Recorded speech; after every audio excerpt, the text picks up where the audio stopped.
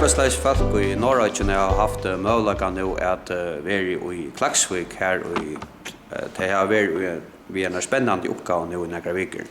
Bante Gregersen, kan du för kreas inte fråga till konkurrent på?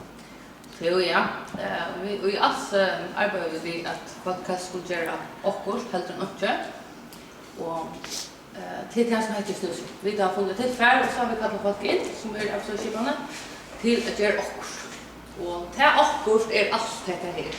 Det står snurrar sig runt till att finna fram till sessioner av folk och att lära dig känna och så tja kan folk då och kunna ha mot och vi tar förfärligt väl nöjt. Det har vi inte riktigt och förmodligen skottet på sjö. Så vi kan också konstatera i en kreativ i Norge. Ja, Hagne i Storstov, nu har du inte varit vid till tilltaget på en lös, men nu har du kommit in till kanske akkurat särstakt till Klaksvik. Vad hällde du om att dessa falskna finns på sjö på några få veckor? Ja, det som är imponerande just nu, det är vi börjar med orange. Alltså, det ombor ju några folk, det ombor 16 folk, och i 5 veckor får vi några som inte är framåt. Tega några som är bortukast och få det att bli några nytt efter. Alltså, ombor, det som är verkligen att ombor folk, ombor verksamhet, vad folk hava, ombor möjligheter, och man står uppgåvan som alls hevur till att få folk att göra arbete.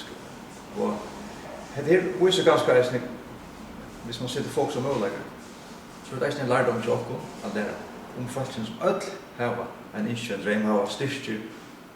Det som är ombart är ju folk och emot till arbetsgivare. Det är en måte att jag gör upp med en stereotyp av fätan av folk som är i arbetslöshet.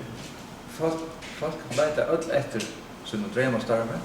Och det är en måte att jag att vara vidla skapa samband som ska göra ett arbetsgivare och ta arbetsmiljö. Vad är det att jag kan lära upp för mycket möjligt? Det är grundläggande det som är det värsta snurrsjön.